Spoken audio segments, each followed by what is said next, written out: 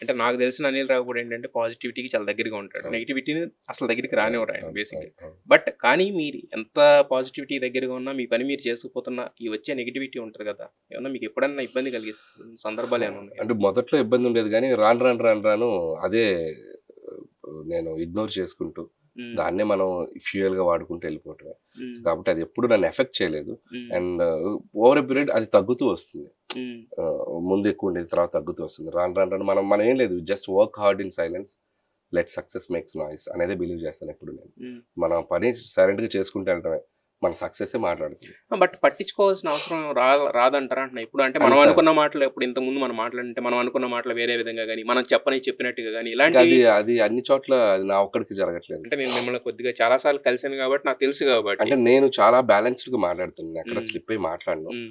ఒకవేళ మాట్లాడుంటే నేను రియలైజ్ అయ్యి దానికి క్లారిటీ ఇస్తాను. ఇస్తారు. సో, అవును. నేను తప్పుగా మాట్లాడింది నేను చాలా 1%, 2% ఎక్కడ నేను మీరు మాట్లాడితే దానికి రిగ్రెట్ అవ్వాల్సిన పని లేదు. అవును. నేను అవును. మాట్లాడాను కదా! అన్నారులే అని అవును. చెప్పి. హ్మ్. మనం మాట్లాడినట్టుగా పోర్ట్రే ఆహ్, చేసినప్పుడు అదే ఏమనిపిస్తది ఇలా మీకు? క్లారిటీ ఇచ్చుకుంటూ వెళ్ళాలంతే.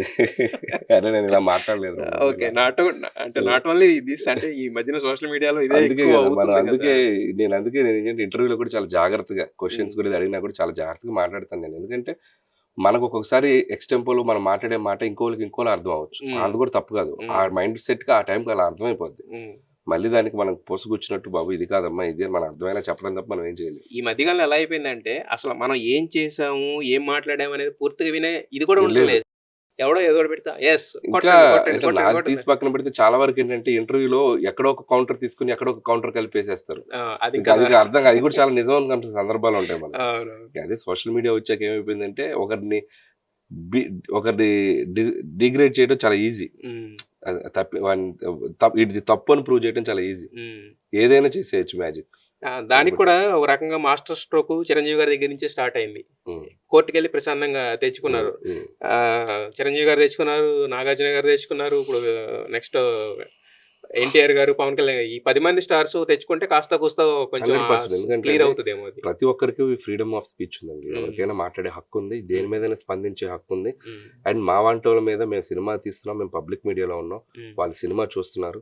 టికెట్ కొని చూస్తున్నారు. They have right to talk about us. Hmm. Hmm. ఎవరి గురించైనా మాట్లాడే హక్కుంది. కాకపోతే personal abuse, character abuse, family abuse ఈ బోర్డర్ దాటి వెళ్తున్నప్పుడు వాళ్ళని కాపాడుకోవడానికి తప్పదు. హ్మ్. సో, అది చేసుకోవడానికి ఇక తప్పదు. ఇలాంటివేవో యెస్. చేసుకోవాలి. యెస్.